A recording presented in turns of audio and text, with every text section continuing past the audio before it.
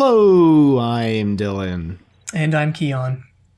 And this is Trust Doctor, that podcast that goes balls to the wall in the final 20 minutes because this week we watched The Bloodline. Written by Russel T. Davies and Jane Espensen. Directed by Billy Gerhardt. And aired on September 9th, 2011. This is the second show we've finished completely on Trust Your Doctor. How does it feel, Keon? It feels like Torchwood should come back at this point. There should be a televised fifth season. That's what it feels like. Because we end on a cliffhanger. Yeah, cliffhanger I knew was coming. Multiple cliffhangers. Yeah, the final 2 minutes of the episode just set up all sorts of crazy, just completely set up what could be another season, just out of the blue. Children of Earth was end of the season, okay, end of the show. Oh, what, we're getting a fourth season? That's fine. Season 4, Miracle Day is you know what, end of the season, not end of the show, because guess what, we're going to leave you with a cliffhanger forever. Yeah, they just crack it right back open. And I'm pretty sure even in the audio dramas, we don't get a resolution to the Rex cliffhanger because as far as I'm aware, I think the rights to the Rex character actually lie with Stars because of the co-production nature. So Rex doesn't appear in the audio dramas as far as I'm aware. Maybe they mention him. I don't know. Let's check the last bastion of sanity in this world, TARDIS.fandom.com. Can't believe I just described the TARDIS wiki as the last bastion of sanity in this world. I can't believe it took us this long to do it.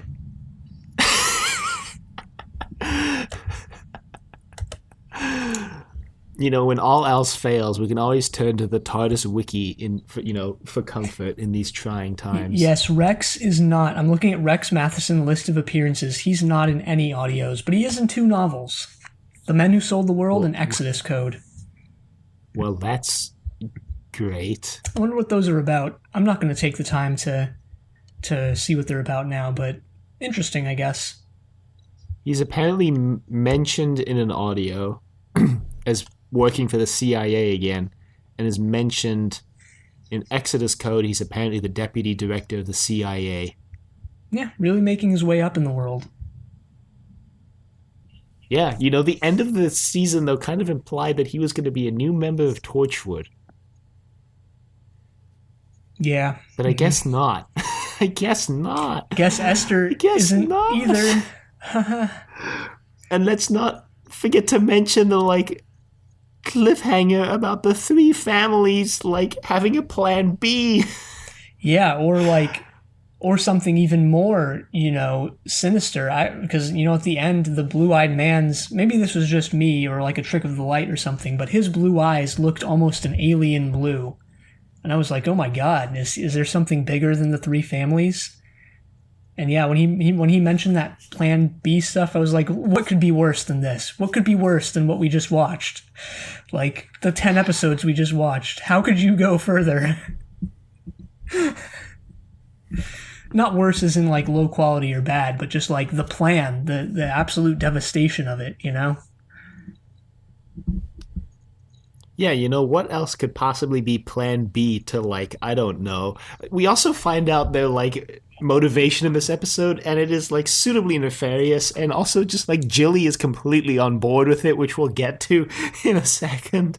But just this episode throws a lot of things out there all at once. Yeah, Jilly Kitzinger has to be one of my favorite Torchwood characters. Shocking. She probably is my number 1 favorite. Yikes. Yikes. Miracle Day is also my favorite season 4. Woof. Woof.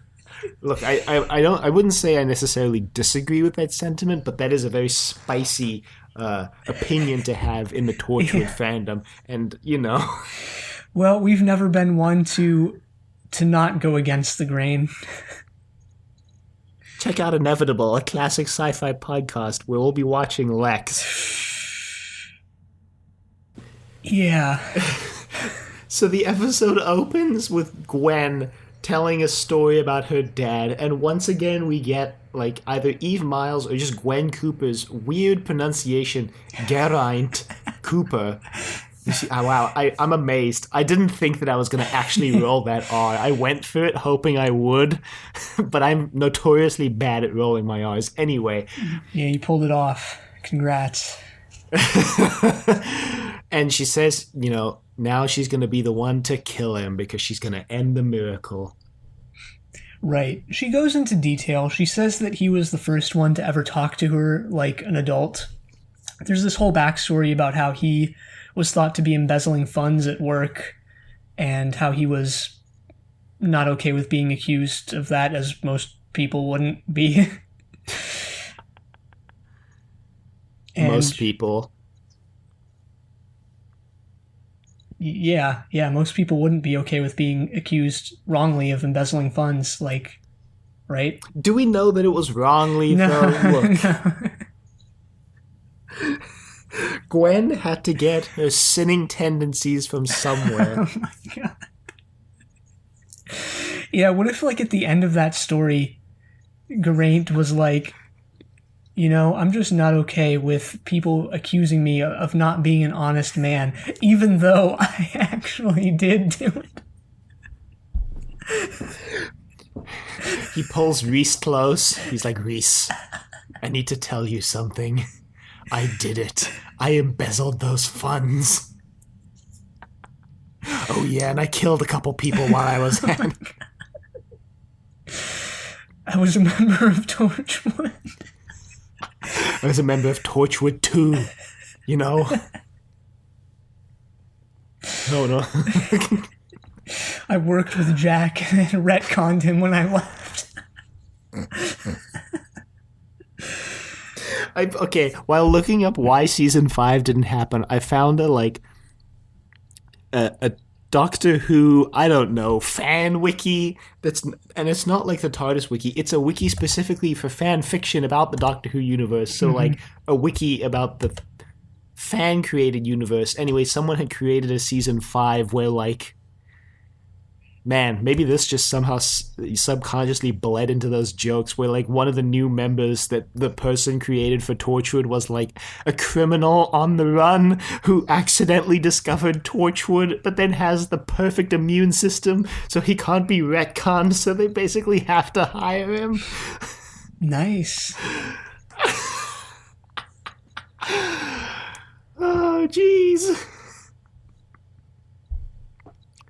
Anyway,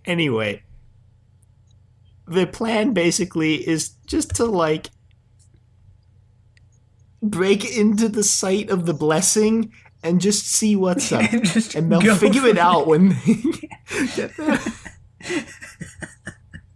Well, when you put it like that. Prove me wrong. No, I mean, you're right. That is their plan. They're doing it simultaneously, right? They're in Shanghai, they're in Buenos Aires. They're going to go in. Esther and Rex are in Argentina, and as we saw at the end of last episode, and Gwen and Jack and Oswald are in Shanghai.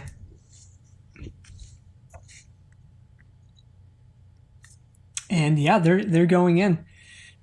But at the same time, I believe the families are onto them somehow. They detect movement of Jack's blood or something, and so they hook everything to blow sky high.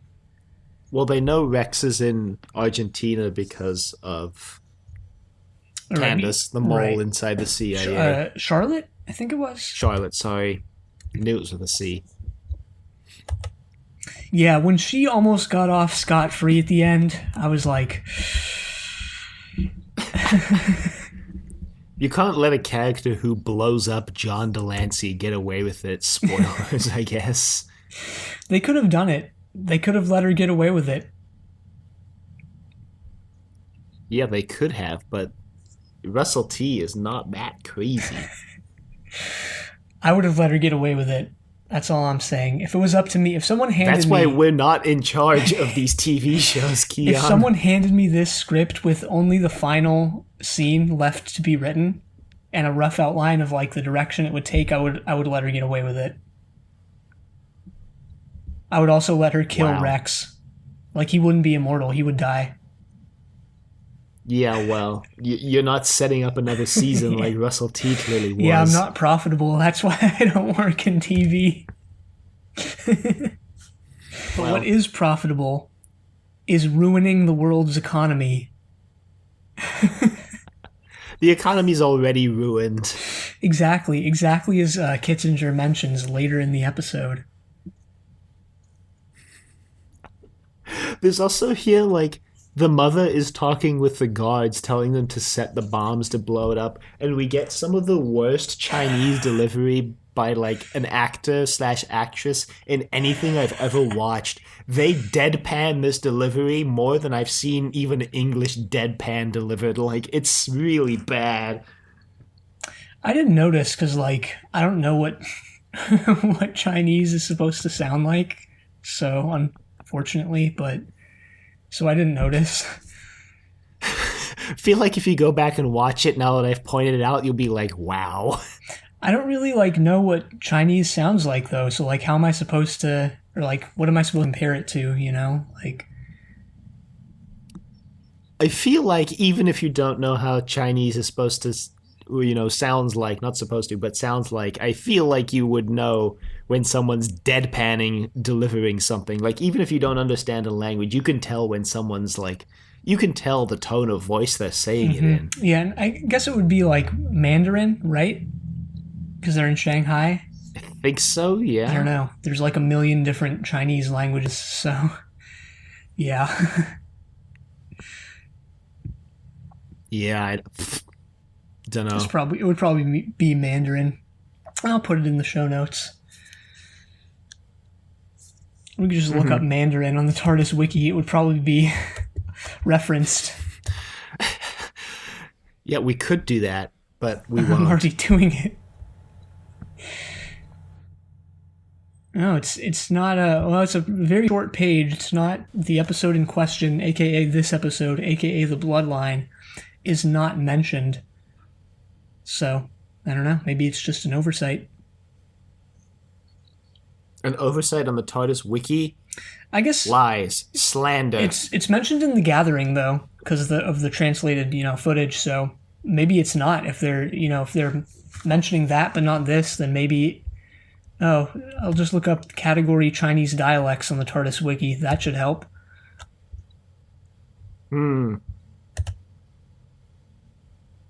It's times like these where you love the TARDIS wiki. It's Wu is a dialect spoken in Shanghai, China. So I guess it's Wu dialect.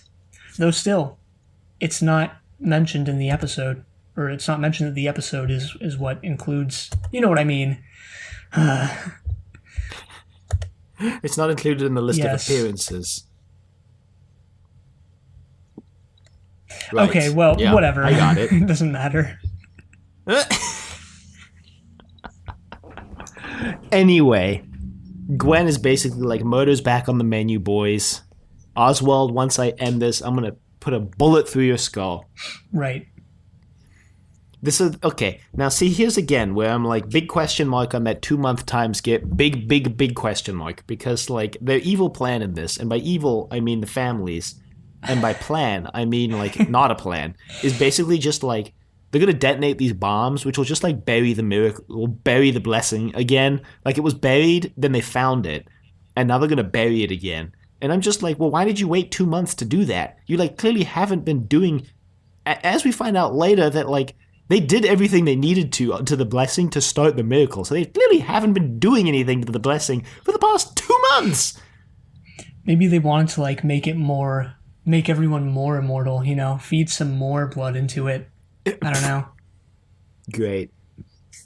Still wonder why they all got the Owen immortality and not the Jack immortality, but, whatever. Yeah, blame the blessing for that one. Anyway, the CIA decides to come in. They, as what's his name, the chief says, they liaison with Shapiro. Shapiro. Yeah, they liaison in quotes with. He says that. Yeah, I don't know. Well, what's the real pronunciation? Liaison? Yeah. They contact Esther and Rex, and Esther is obviously still supposed to be on the rune. So, so yeah, there's a little reconciliation scene, I guess, between them, and they send in their people, and they get the Argentinian equivalent of the CIA or I guess it would be the FBI involved, or the army, or whoever these guys are. I think it's the Argentinian army. Yeah, they speak English amongst themselves. I don't know if you noticed that, but that was just like a real suspect moment where they don't speak Spanish amongst themselves. Or in some scenes they do, but there's one scene where the commander is like talking to all of them in English.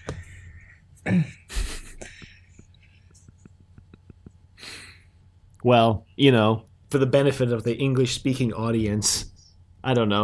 Maybe it's the TARDIS translation circuits working on the audience. Yeah, just some sort of weird meta thing where like your window to the Doctor Who universe is a TARDIS. Like your screen is a TARDIS or something like that. I don't know. Yeah, television is bigger on the inside.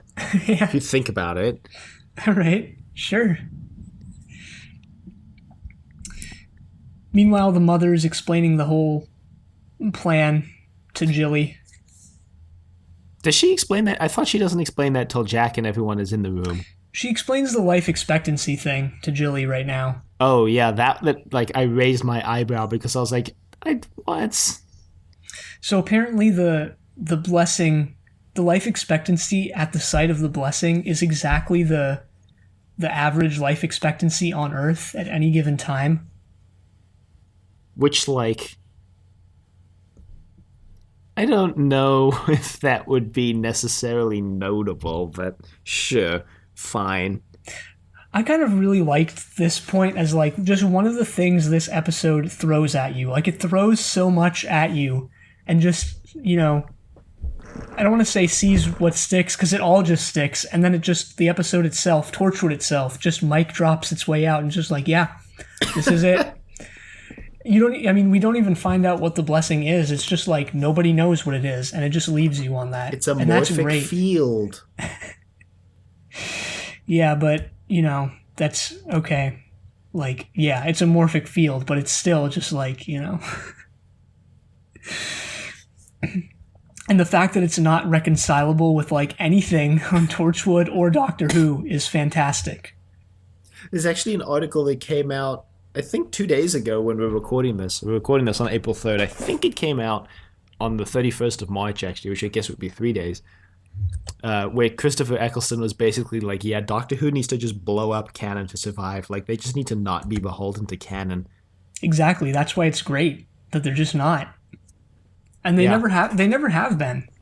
Ever since day one, really. Well, the fans have been, and that's why people don't like the Timeless Children. Children, I don't know, the episode, but also the concept. Yet accept the multiple, dozens upon dozens of times that the classic show went against itself. Those are fine, Keon. Didn't you get the memo? Those are fine. Anything before Russel T is untouchable gold. Didn't you get the memo? I must have not been copied on the email. Yeah, when Robert Holmes just randomly ad hoc introduced the 13 regeneration limit with like no prior reference, absolutely no backing in like any show lore, that was fine. That's gold, actually. That's perfect. That's how you write good lore. Exactly.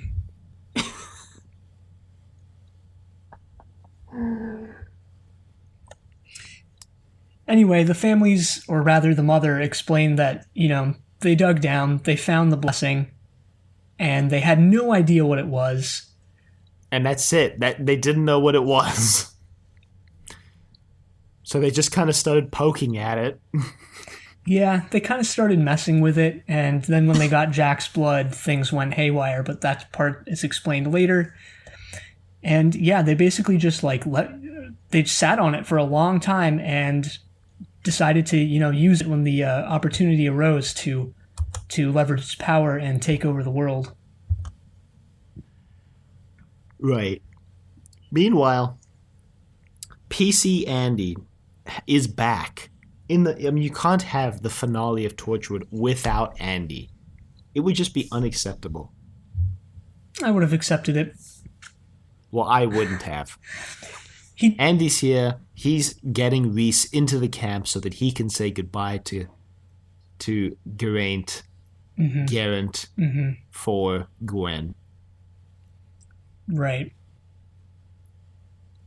Yeah, that's basically the B plot. Not immediately clear why Rhys is going in and not Mary, but he says something about them only being able to get one visa, so they're sending Rhys instead of Mary. Yeah, there was some explanation for it. I don't remember exactly what it was. It didn't really, matter. You're right, though. Andy does have probably the most touching scene in the entire episode, surprisingly. It's between him and a character who has no speaking lines, who has no name, and is introduced in this episode.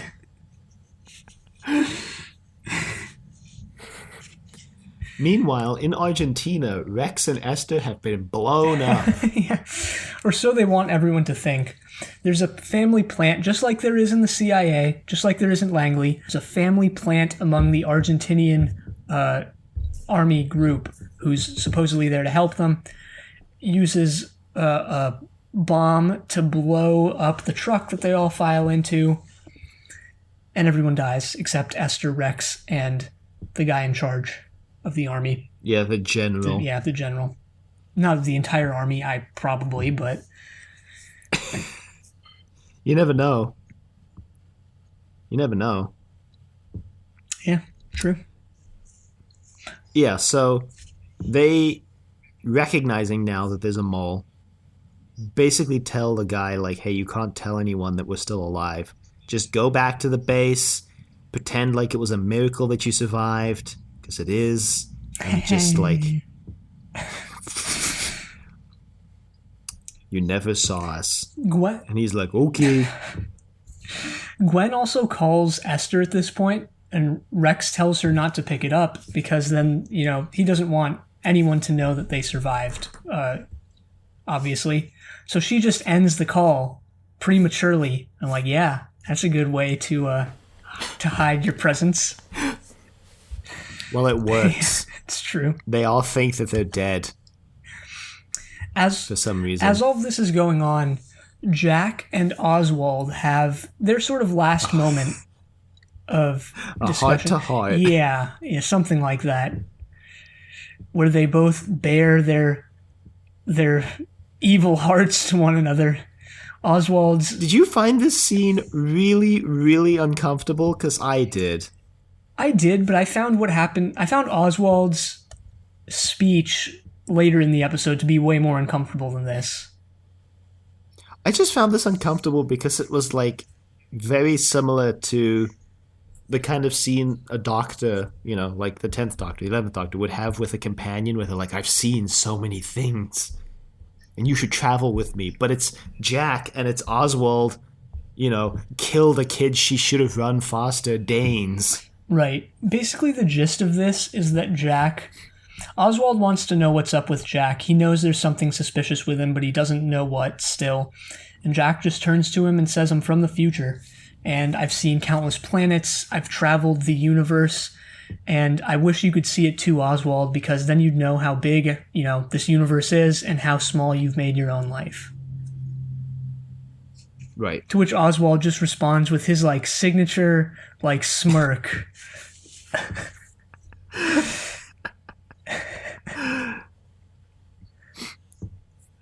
Is it really his signature? Yeah, it's sort of it's a half smirk, and he kind of squints and cocks his head to the side. Yeah, you know what I'm talking. Everyone knows what I'm talking about. It's his thing. Yeah, we all know what you're talking about. Yeah. He does. He does it. He does it frequently. Yeah. Exactly. Yeah. Okay. Anyway, Gwen is storming through a restaurant. Oh, yeah. She's like, there's clearly, they wrote this episode, realized they had way more content than they needed, and were like, frantically cutting things in the editing room because Gwen is all of a sudden storming through a restaurant with no warning. As the audience, we have not received any warning that this was going to happen. We have no idea. I mean, we know why she's here because we know she's looking for the blessing. But yeah, I mean, did you want a PSA like, brace yourselves, Gwen is about to go into a restaurant? Like, well, no. Just like normally when the Torchwood team does anything, they we know their plan. We know what they're doing. Yeah, that's true. They do have a bit of like, it's I wouldn't call it foreshadowing, but it is signaled a little bit where they're following the blood and they're just beelining, no matter what stands in their way, right? So That's kind of why she has to get through this restaurant, which has like a super secret sealed door in the back. This lady basically refuses to open it. Until Gwen shoves wads of cash into her hand. Yeah, So she opens it. Gwen goes through and is just like, oh my god, she was right. This is like an awful place. Comes back, and the lady brings her some tea, which is, I guess, the least she feels like she can do after just like earning a lot of money for basically nothing, basically just opening a door. Earning hundreds of dollars. Right. Or pounds or whatever. Looks like dollars. They came from the no, I guess they came from Wales. From Wales. I was about to say Scotland because they were also in Scotland in the last week's episode. Lest we forget that. Yeah, this is a very international season, both in its making of and in its story. That's what you get when you add the CIA to the mix, Yeah. Gwen has like this moment here too where, I don't know, it's just a pet peeve of mine when people do this, where she's trying to talk to the lady who, this is doubly weird though because the lady's then revealed to be able to speak pretty good English. But like she's talking to the lady and she's like, at this point she's like, she's not, understanding her or whatever, so she just starts talking louder and slower, which is just like, all right, if you don't understand the language, if someone doesn't understand the language, talking louder and slower isn't going to help them understand. Like, that's not the fundamental problem, Well, that might generally be true, but, you ever tried to understand someone from Wales? Like, maybe she's just assuming that it's her incredibly difficult Welsh accent. Walesian? Yeah, no, that's true. Yeah, it's true. Doesn't, I guess, change the fact that in most cases, that wouldn't, work at all. So... yeah, Gwen, just sneaking in a little bit more sin. Yeah, just right at the end of the show, Somebody had to do it. Well, I guess they didn't actually have to, but they did it anyway. So, we then cut back to Argentina, where Rex and Esther basically... they have even less of a plan than Gwen and Jack. They're just like, we're just going to go in. We're just going for it. The two of us. That's right. It. So they break in. And immediately get caught. As we don't find that out, though. We see them go to break in, cut back to Jack and Gwen, who realize they have the perfect weapon. Oswald Danes. Right. So they break in too. There's a whole, montage of that happening. And just as the mother and Jilly are about to leave, who shows up but them, Jack? Who shows up? Them. But Ianto, Owen, and Tosh. Can you imagine? The elevator crawls to a stop. The mother's like, let's go. And it opens up, and it just... Ianto is standing there. Puts a bullet through everyone's head and takes over the... I faked my death. Yeah, look, there were only, two factions here. There was the mother, and then there was the whatever the guy, right? So where was the third family? Maybe Ianto faked his death, and he was really the mastermind behind it all, being the descendant of the third family of three. That would be pretty weird. Oh, his name is the cousin. Wow, that's weird. Oh yeah, I thought that's what it was. I wasn't sure.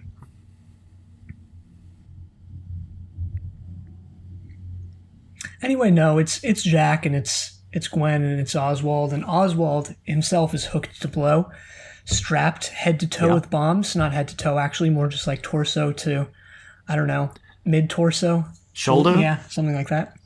It's just a bomb vest. It's a bomb vest. Not a bomb vest, isn't? Yeah, a bomb vest. Never mind. Whatever.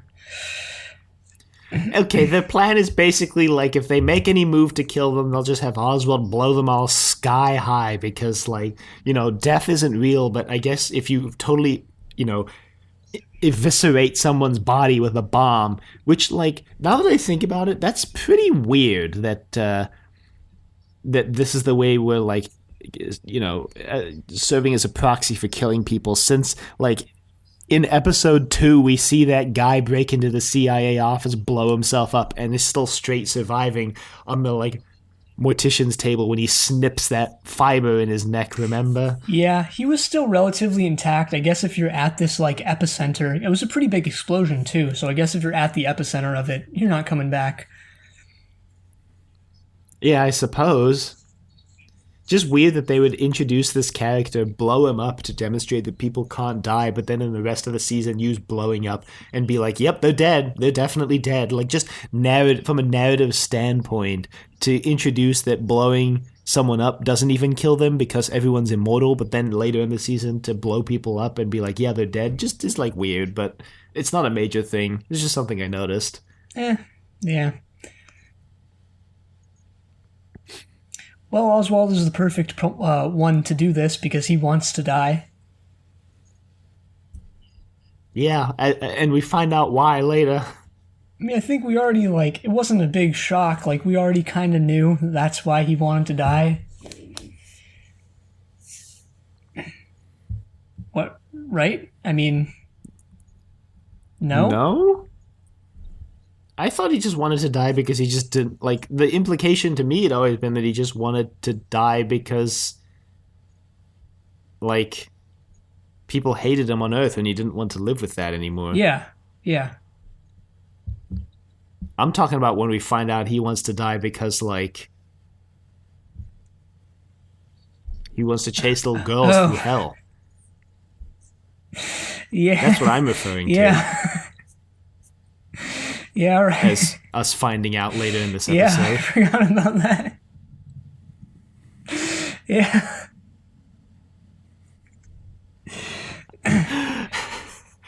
Yeah, that was a really awkward moment. Or really, it wasn't awkward. It was just uncomfortable. Completely different emotions. Well, it's nice that Torchwood in its final hurrah is evoking both of them. Is it? Yes. Awkward and uncomfortable. I'm glad we can finally put that behind us and return to the not awkward, not uncomfortableness of Doctor Who Season 1.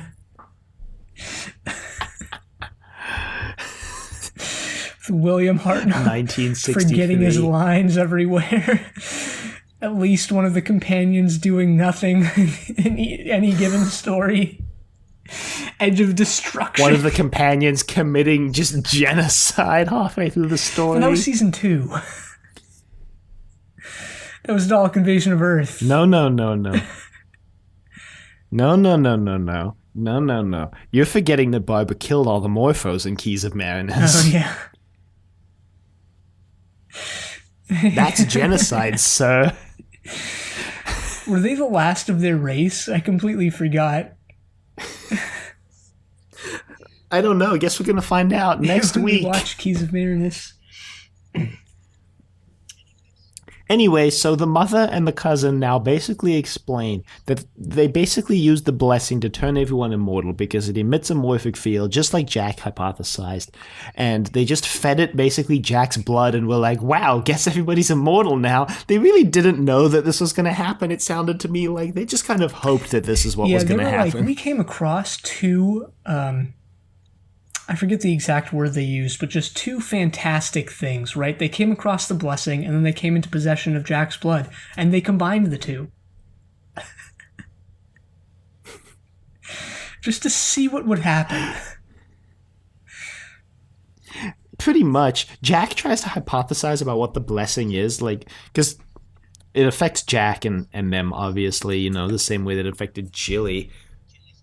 Jilly's, like, terrified that Oswald's gonna blow her up, which, like, okay, fine, maybe you shouldn't have sent him down this homicidal path, but anyway, by, like, making him the most famous and hated man in the world at the same time. Like, kind of your fault, Jilly, but anyway. Yeah, that's why I like Jilly Kitzinger, you know? She aims for the top, is, you know, misses every time, just barely, by the skin of her teeth. You know, if she was a little bit luckier, she could have come out of this, you know, in a lot better situation. But, you know, she really vies for power. And she's really unhinged. She is absolutely unhinged, almost as much as Oswald. Well, she becomes unhinged over the season. She didn't start this way. Yeah, true. She's, I mean, I don't know. They all look into the blessing and they all, like, see their own souls or whatever. Gwen obviously is not affected because her soul is just a bottomless pit of sin. No, she's pretty affected. Jack is too. Oswald is, like, about to pull the trigger. This is like, you know, he looks into the blessing, and this is where you think, like, oh yeah, he's facing all the remorse over the past, you know, however many years it's been. Then he just says something like, I've lived in sin so long, I'm immune. Does he actually say that? He says something like he's been living with it for so long, he's basically immune. After Jilly says, wow, you showed the guy with, like, the most homicidal tendencies on the planet something that shows him his own soul. Nice strapped going. into a bomb.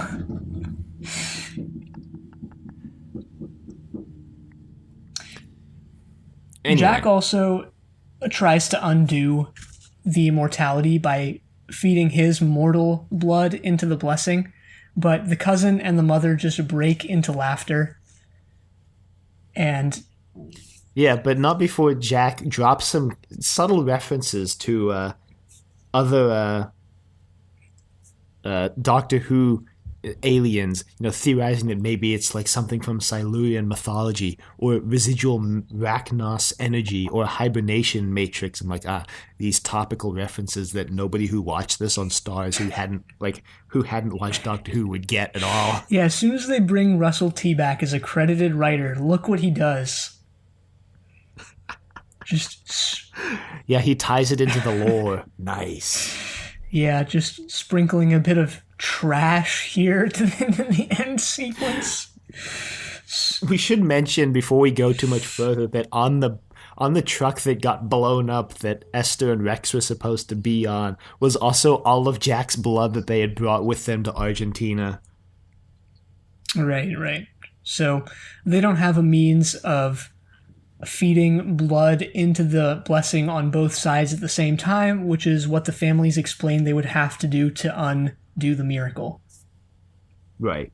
But then Rex is like, oh, you need blood on this side? Wow. Shit, son. Kind of weird then that Esther and I just transfused all of Jack's blood into my body. Wow.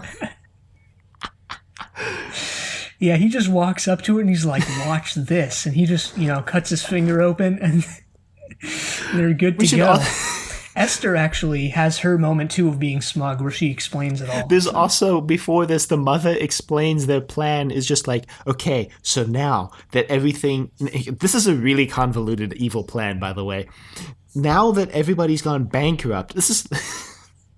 they're trying the RoboCop 2 method. Like, now the family controls the banks, and since the banks have all the money, the banks will control the government, and the government controls the people. So now we can decide who lives and who dies. You know, just like 6 steps removed from deciding who lives and who dies. But all right, I'll give it to you. I didn't even care about the explanation. I completely forgot until you mentioned it right now. Jilly says something completely horrific where she's like, that sounds efficient. The New World Order. And I'm like, what? She's come far. Look, she saw the ladder to unlimited power and she climbed. She took the opportunity. Okay, I'm going to mention my Amazon X-ray fun fact of the week. You know, let's all just take a moment of silence. It's the final Amazon X-ray fun fact of the week for Trust Your Doctor pretty much ever. And I hope you're ready. I'll miss them. I hope you're ready. Because this week's might be the best I've ever got. So, Mekhi Phifer, the guy who plays Rex, he's a good friend of M&M. Going out on a high note. That was pretty good. That was pretty good. Thank you, Amazon, for providing weeks of entertainment.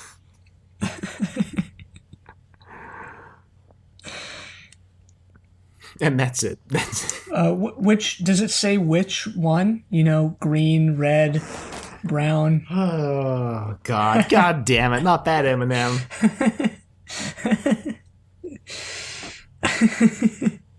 They all have different personalities. You know, there's different characters assigned to each one. That's true, and green is the only woman, so you know you have to wonder how M&Ms reproduce. But anyway.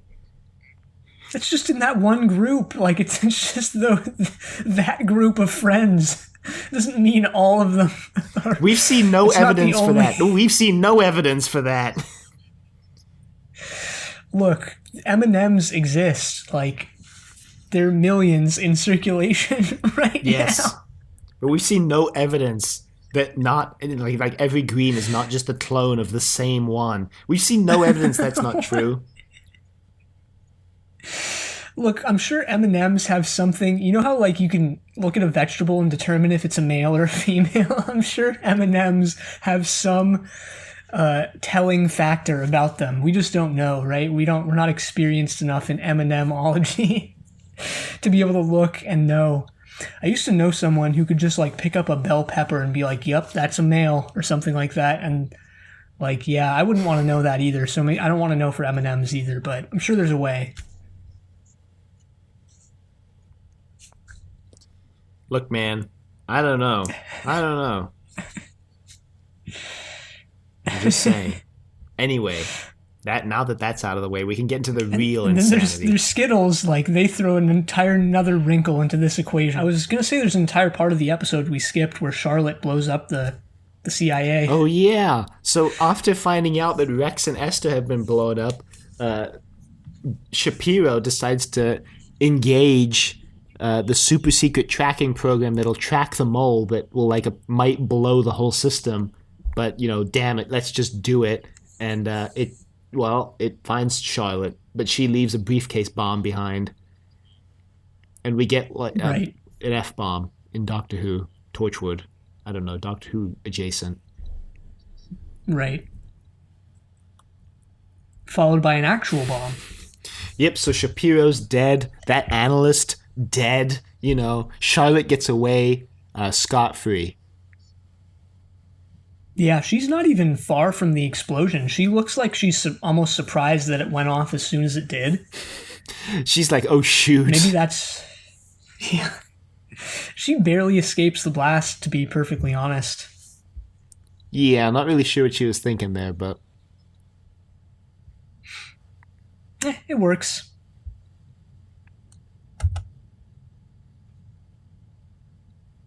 Yeah, that happened way earlier in the episode. Just another one of those things this episode throws at you. And it's just like, yeah, how about this? Yeah, how about Charlotte getting away scot-free? Them apples. Yeah. Throughout my notes for this episode, I just have like, oh my god, 40 minutes left. How is this going to be wrapped up? Oh geez, 30 minutes. What's going to happen? Anything could happen. And then once the 20 minutes left mark hits, that's when stuff really starts happening. Right. So basically they're at a standstill because they need to get the blood in. But, you know, they're basically like, you can't shoot us because then the blood goes in. Right? So what are you going to do? And the cousins are like, well, I think I've got a way to stop this. Except he says more like, well, I think I've got a way to stop this. And then he shoots Esther. He just puts a bullet through her heart. Yep.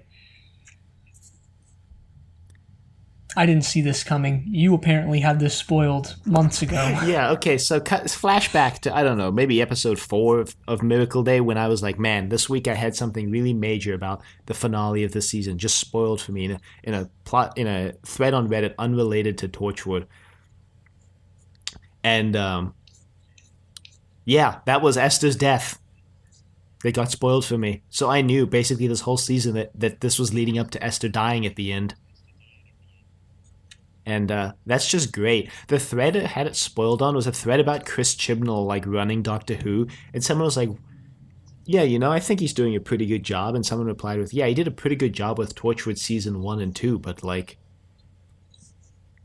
I don't know. It was actually more specifically a thread about a writer who wrote a book. This is really meta. He wrote a book about a script he had written for Torchwood that got rejected basically because of the behind the scenes stuff with Chris Chibnall and Russel T. But the book is like a fictional book about a writer who submits a script to a TV show that gets rejected that includes the script, and it's clearly his Torchwood script just with all the characters' names changed. And anyway, in the book he basically asserts that like Chris Chibnall exerted a huge amount of control over, but name changed, so not actually Chris Chibnall, exerted a bunch of control over the program in seasons 1 and 2, and that's why Russel T like basically took the program back from him afterwards. Anyway, in the thread, someone just randomly went like, man, don't know why we never got season 5, because like Children of Earth had a great ending for the show, but then, you know, Miracle Day ended with this huge cliffhanger leading to series 5, but then they killed off Esther, so I don't really know what they were actually doing. I'm like, wow, thanks!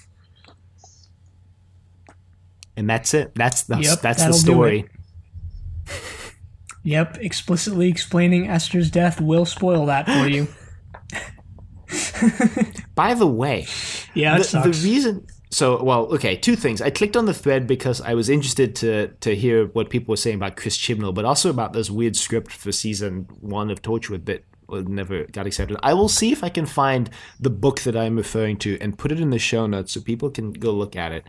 It's by like a pretty well-known, I think, television writer in the UK. But anyway, the second thing is that the reason why we never got Torchwood season 5, and I found this out while doing research for this episode, was Torchwood didn't get cancelled, actually. Russel T himself was like, look, I need to put the show on hiatus because my husband has brain cancer. And then he basically didn't work on anything on television from like 2011 till 2017, basically, when he started to work again. And then I think in 2018, his husband actually passed away from the tumor, from the cancer, unfortunately. So that's why we never really got Torchwood season 5. That's like the main reason, is because Russel T just didn't have the time or the energy to devote to it. Mm-hmm. Yeah. Wow. Yeah. So that's rough. But with all that context out of the way, you know, Gwen has this speech about how it's wrong for people to decide, like, who lives and who dies, like Oswald did when he killed that girl, like the families want to do when they take over the banks. And so she's going to decide who lives and who dies right now by killing Jack.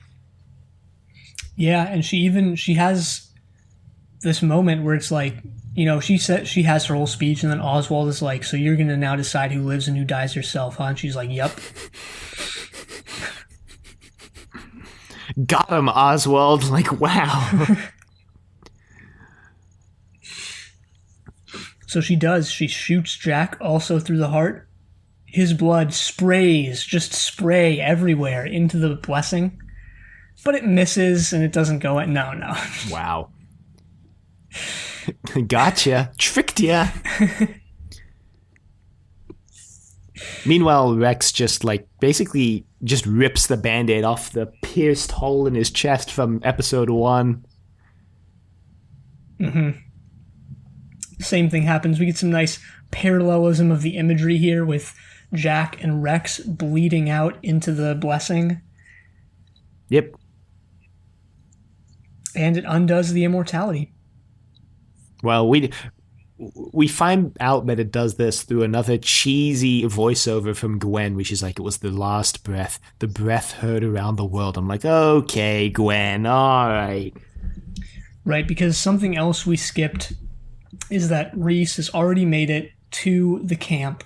He's by Garant's bedside, and he sort of has this moment where he wakes up a bit and then dies. Right.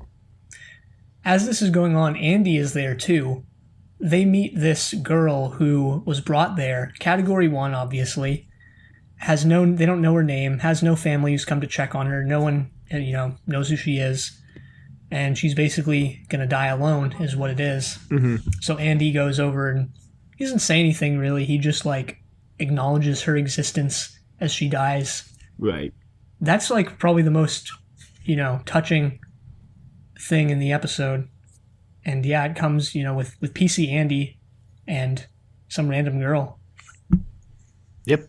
PC Andy, the PC Andy side of that equation, I'm not surprised about. He was always a stand-up guy or something like that. PC Andy is the best character in Torchwood. If you define best to be the most upstanding, actually a good guy. Yeah. Including Reese the Rant, okay? Let's not forget his nickname here at the end. Just want to get that zinger in there.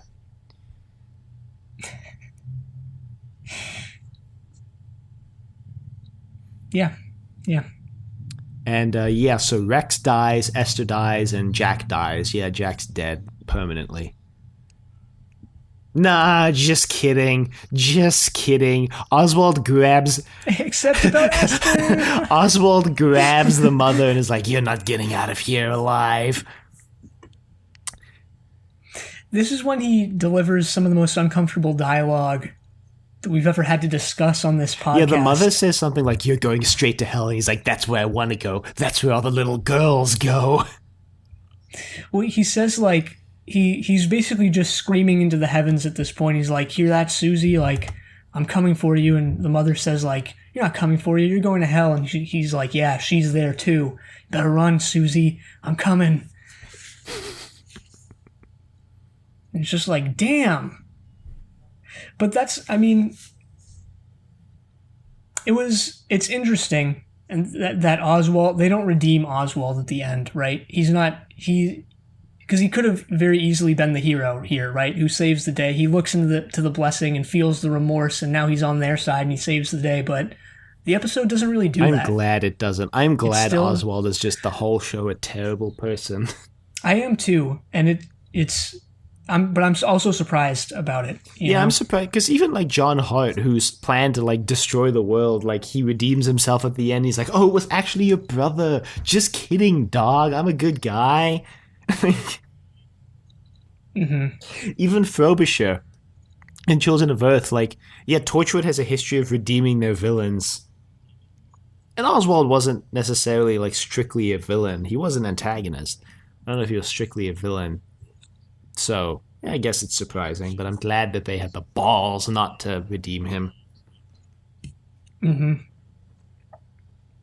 They don't redeem Jilly Kitzinger either. She and Gwen make their way to the elevator, and they're trying to get out of there, but then Gwen realizes that Jack has come back to life, so she's trying to stop the elevator and get him on. But Jilly's just like, no, we gotta go, and she's trying to counteract Gwen, and it's not good. It's also how is Gwen losing this fight? Gwen, a trained police officer and Torchwood agent, losing to a completely untrained secretary of all people. Hey, look, we don't know. Maybe she's a black belt or something. Look, I'm on Jilly's side here. It eventually works, though. Gwen rescues Jack, and they all get onto the elevator, and they make their way out. Oswald blows everything up, and Jilly seems to be caught in the blast. Yeah, you think for a hot second she's going to be dead, but she's not. As we find out later. No. And then we cut ahead to a little while later, probably. To Esther's Probably funeral. a little while later. It's the same day. It's the next day. The next day. 6 hours later. Well, Rex has a line like, wow, you're lucky that... or Jack has a line, actually, to Rex. That they're lucky she got a full funeral because there are so many funerals they're trying to get through that, like, having a full service is really rare and expensive. Mm-hmm. The way this is all shown to you is very interesting because the first shot you get of the funeral is, I believe it's Reese, Gwen, and Jack, and you don't really know what they're doing. It's their faces. They're from the side profile, and you don't really know what they're doing. You soon realize that they're singing some sort of, funeral song, some sort of dirge. A requiem. Hymn or whatever. Yeah. A nocturne? No, I don't know. And then you're slowly zooming out, and you see more characters in this lineup.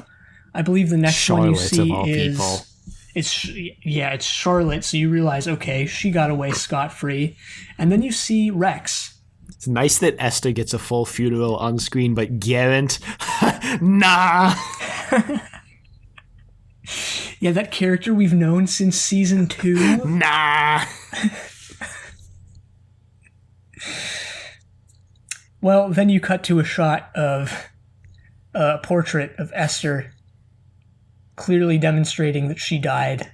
How is this fair in any way that Charlotte got away scot-free and Esther bit the dust? While doing research for the show notes last week, I did research for the show notes, and I hated every second of it because I was diving deep into AO3 to find out how many Esther Jack fics there were. Guess what? There's like 14 of them. Anyway, I did find a lot of fics set after Miracle Day that just, like, inexplicably, or I'm sure in the story explain how, they just resurrect Esther. I guess people loved Esther on AO3, I don't know. Look, I'm more partial to Esther and feel worse about her death than Ianto, to be perfectly honest. Yeah. For shame. Yeah, Ianto's death did nothing for me. Esther's, kind of hurt. I actually agree. I didn't go through, I actually agree. Yeah. I actually completely agree. Yeah. And it's actually kind of sad that, like, in 3 seasons, Ianto had 3 seasons, and he just kind of because nothing. It was so transparent in Children of Earth that all of a sudden we were learning about his family because he was gonna die.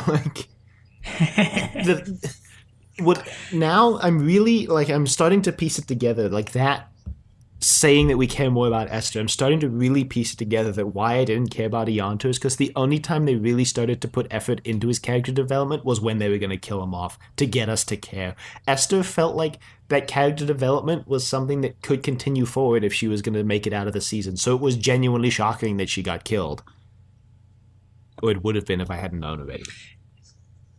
Yeah, and it's also a thing of, like, for the entire season, okay, when they put an end to the miracle, Rex is going to die. Yet the complete opposite happens. Rex survives and Esther dies. It's this complete inversion. Sort of like spoilers for Hell or High Water, but in Hell or High Water, Jeff Bridges' character is like, I'm like 2 weeks from retirement, and like my new partner is going to be replacing me. And the whole movie, they play this up. Just putting a crosshairs on his forehead. That's what's great is you think he's going to die, and then halfway through the movie, completely out of nowhere, the partner's the one who dies instead. And it's like completely catches you off guard, which is exactly what they're doing here. Like you said, They go the whole season telling you Rex is going to die. As soon as the miracle's over, Rex is dead because he's got a hole in his chest, right? And then at the end, it's like, ha, gotcha. It's almost a double gotcha, because then Rex gets another hole in his chest and makes it out alive, which is we're about to get to. Yeah, so I guess we should explain what happens. They leave, and Rex is like, "Oh yeah, my buddy like extracted all the information off of that analyst's computer. That analyst had a name. The analyst's computer. He was tracking the mole. He was in like 5 I know. Bad. It's bad. And I don't know it either. And so he's like, okay, let's find out who it is. And it's like Charlotte. And he looks up and he's like, Charlotte! And she just pulls a gun and shoots him. Right, and tries to run away, but then someone, I don't even know lots who of this people, is. Someone lots of people put the guns out and shoot her. This is a funeral for a CIA agent attended by other CIA agents. Like, come on, was that really your best move, Charlotte?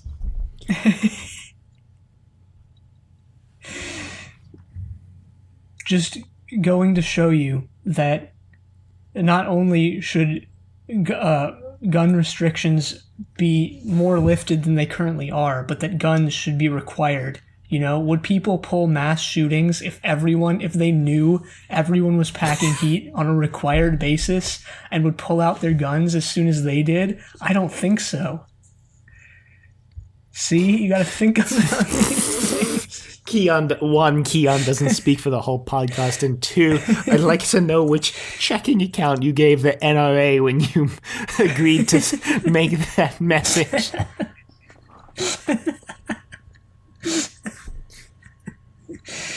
I'm looking at the cast of characters, and still I don't know what this guy's name is. Was it Andy Davidson? Hold on. No, that's PC Andy. Oh, no, okay, that's PC Andy. Well, look, I know him as PC Andy, okay? Noah. So. His name's Noah. It was Noah. So actually, before Charlotte is revealed, we actually get a scene with Jilly where she's like, I've been coming to this bench for 3 months with the blue-eyed man. And he's like, I never repeat patterns. But then I'm like, but why did you come back to the bench anyway then? Anyway, he has this really cryptic statement like, you should join us. And like, Jilly has this boo-hoo moment where she's like, I had to sell my jewelry to get out of China. And we're like, oh, boo-hoo, like, oh no. Anyway, then the blue-eyed man's like, yeah, that was just a test run for Plan B. She's like, Plan B of what? And he's like, Plan B. Yeah, and you can see like her eyes just light up, and she's like, I'm in. Well, she actually takes a moment to decide. The blue-eyed man starts walking away, and she's sitting there for a little while before she stands up and runs after him.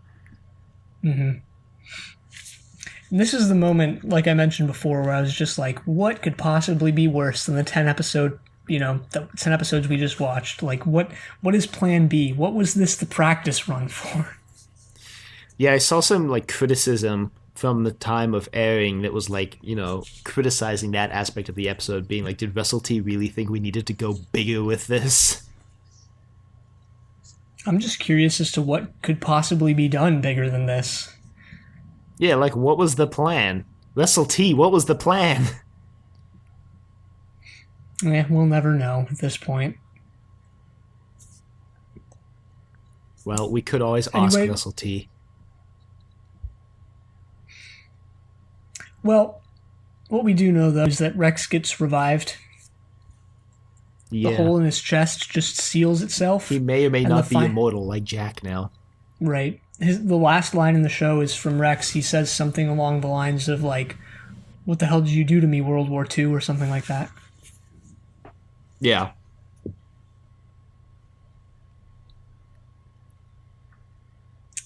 And that's Torchwood. And that's it. Yeah, that's literally it for Torchwood. Yep, the screen shrink. I don't know what that technique is called, but the screen shrinks. On a circle. There's a, it blacks out, but there's a little circle left, and then Gwen pokes her head through, and she goes, "That's all, folks." And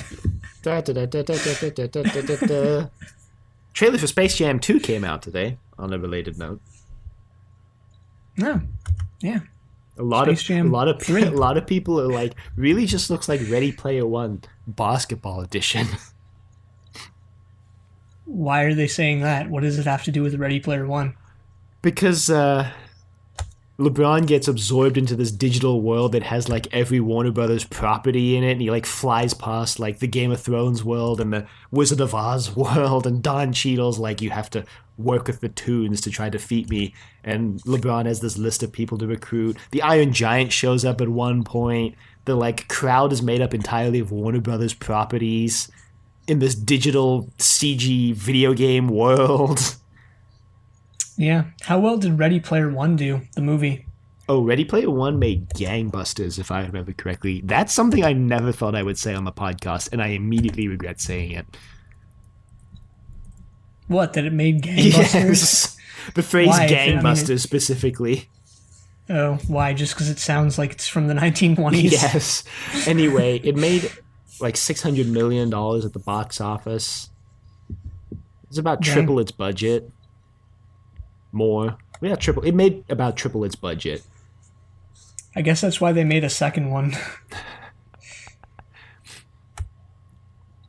Wait, they did make a second one. Or was that the book? They made a book. They made a book. They haven't made a movie of the second one. Even though I think... Commissioned a book, I guess, probably. Whoever made the movie owns the rights to the second book as well. Whatever. There's probably going to be a second movie based on the second book. The second book, which I heard sucks. Anyway. It's not like the first one is that great. Yeah, but at least in the first one, the main character is not a straight-up misogynist who uses his godlike Oasis abilities to read people's private messages, including his ex-girlfriends, to find out what she's doing now that she broke up with him. Wow. So many sequels, like, go the soap opera route like that. Yeah, I guess. Because what do you do with characters whose arc is done? You know, that's wrapped up completely. Just write a sequel that's just basically like the main character of the previous book is a side character in the second book. See this? I'm thinking on another dimension here. Yeah, it's just like some seventh dimension stuff. Anyway, you're playing 4D chess. The rest of us are playing checkers. Yeah, you all gotta catch up, man. You're on the 4D chessboard, and the opponent just said, "King me." What? King me is from checkers, right? I don't know. I haven't played any of these games. Checkers. You've never played checkers? Wow. No. I played checkers more than I've played chess. Well, I've played chess more than I've played checkers, so there. Exactly. That's why we do this podcast. It balances the universe out, I guess, right, or yes. something. Anyway, we should do a retrospective. Because we're never going to see Gwen again, or Jack, probably, unless Chris Chibi has the gumption to bring him back again. I am just dropping all sorts of weird slang in this episode. The gumption. The wherewithal. That's not slang, actually. If Chris Chibnall gets his druthers there, how about that? Oh my god, oh god, oh god. We're just disintegrating here at the finish line. This is tradition, really. That's how you do it, you know. You go the whole race strong, and you trip on your shoelaces the last minute while all the other runners pass you by. Awesome.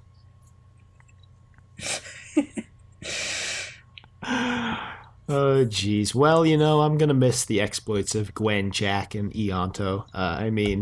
Rex. I don't know why I made that Freudian slip. That slip.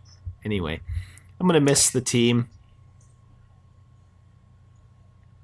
You know, gonna miss tuning in every week to see what new alien threat the team has to contend with. I am too, and it's interesting, you know, the whole them having to contend with an alien threat per week, because I would say that the second half of Torchwood, where it's an ongoing story and it's not an alien of the week, is way stronger than the first two seasons. Yeah, I agree with that. But when I just think of Torchwood, though, for some reason I think of that Alien of the Week format. Mm-hmm. Like, that's what I associate with Torchwood. Yeah, I get that. That's just because that's how it started. That's the bulk of the show. I mean, Children of Earth and Miracle Day are only 15 episodes of a 52 episode show. So it's it's half season wise, but it's less than half episode wise. Yeah.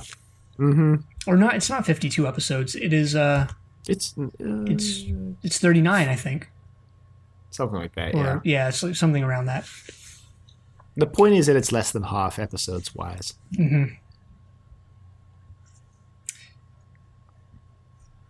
Yeah, I mean, I'm probably going to miss them too. I think I like Torchwood. It's not a fair comparison, obviously, because it's two vastly different shows, even content-wise, but also like just format and length-wise and just everything-wise. But I prefer Torchwood to Doctor Who just from an entertainment standpoint.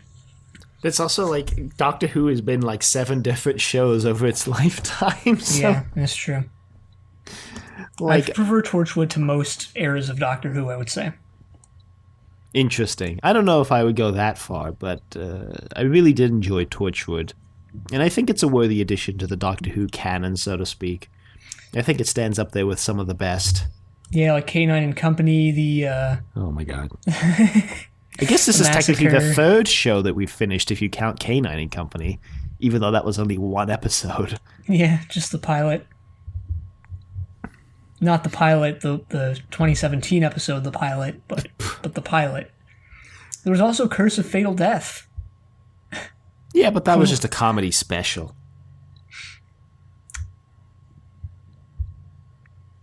Yeah, all right. That wasn't its own show. Fine. It wasn't its own show. Yeah, Torchwood is probably one of the only shows I've ever come out of and been like, that could have more seasons. Like most things that I watch, or, most, whatever, let's include movies too. I don't come out of most shows or movies being like, yes, we need more, we need a sequel, we need another season. Torchwood, I think it does, it deserves another season. I would really enjoy Torchwood Season 5 that picks up where this left off.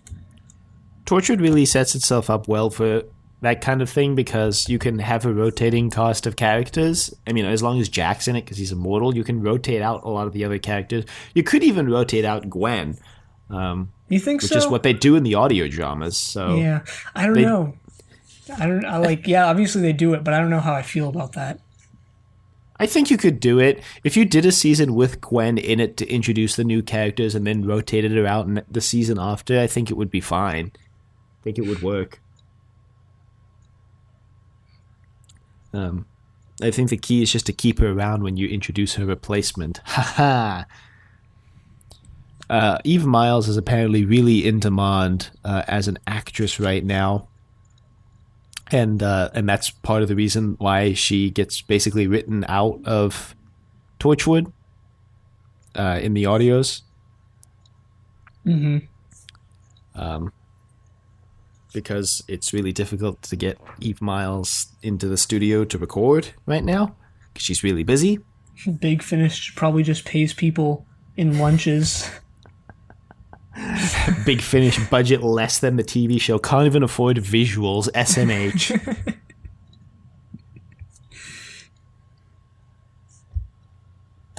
I think it could work. And, they left it open at the end. They dropped a lot of interesting cliffhangery elements in that final episode.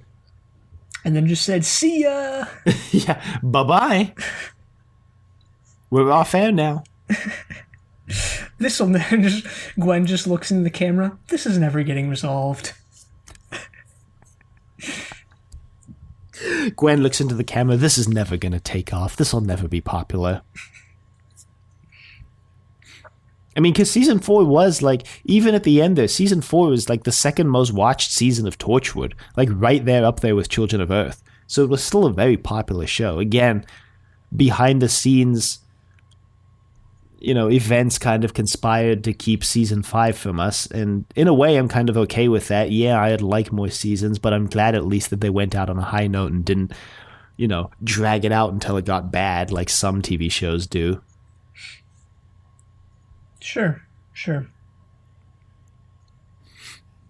Well, we've been talking about Gwen a lot, and we have one final mission related to Gwen, which is to detail her sins.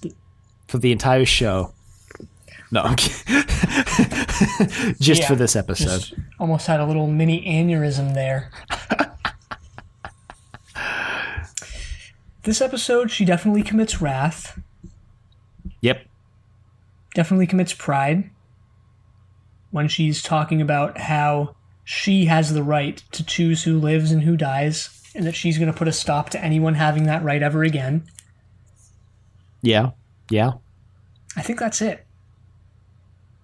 Yeah, I was just running through the other sins. I don't think there's any other ones, actually. Went out on a bit of a weak note there. Well,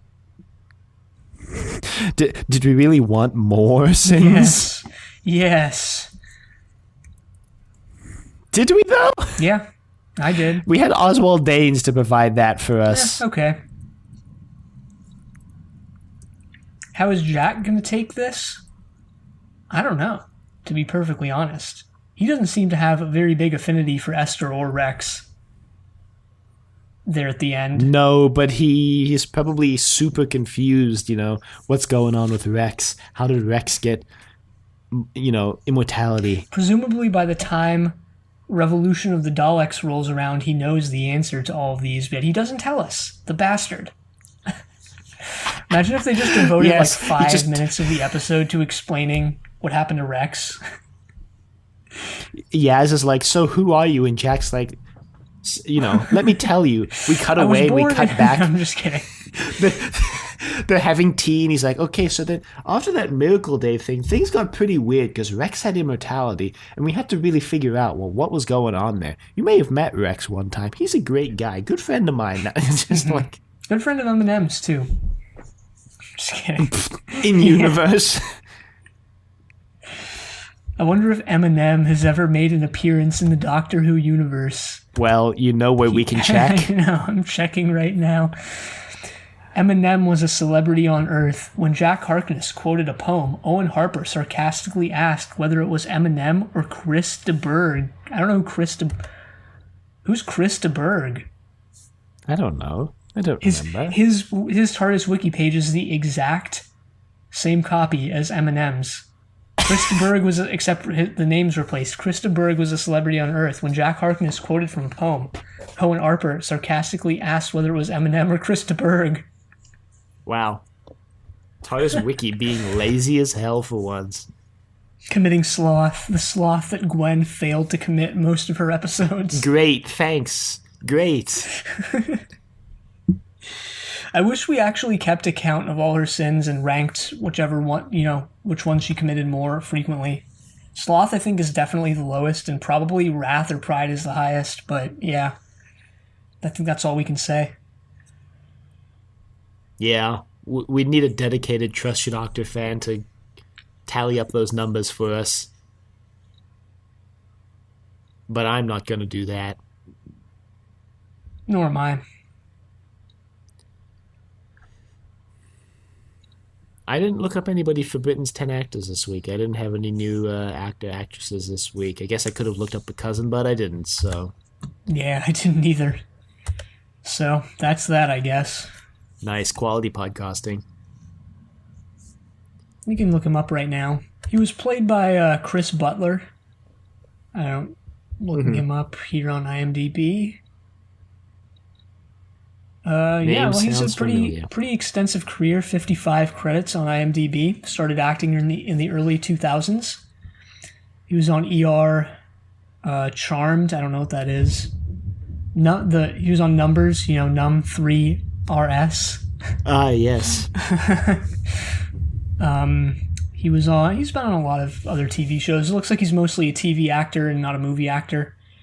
Boston Legal. Rizzoli and Isles, I have no idea what that is. Hey, I've heard of that show. Hound Dogs, the TV movie. Oh, hey, he was in iCarly. In 2012. I didn't know iCarly was still going in 2012. Damn, how long did that show last? You want to have your mind blown even more? Sure. Guess what? They're reviving iCarly. Wow. That's, Oh, wow, he played He was on Law and Order Special Victims Unit as Sergeant Mullen. Huh. It's interesting. Huh. That's a thing that only a select few people who listen to this podcast are going to go, at. And, well, that's that. No emails. No, he made his first appearance on NCIS in 2021. Yes! Yes! Look, I love NCIS, okay? Unironically love NCIS. If Keon was down and we just decided to unequivocally cancel all the podcasts and start an NCIS podcast for the next 10 years of our lives, I would say yes without hesitation. Thankfully, I'm not down to do any of what you just said. Well, maybe there are some audience members who disagree with you. One audience member who's like, woo, NCIS, woo! And that's you listening to the episode. Me editing the episode every week. Yeah. Well, speaking of canning the podcast, we're canning the podcast. How'd you like that segue? Just leave it there with no explanation. We're resuming. I think we explained this a couple weeks ago, actually.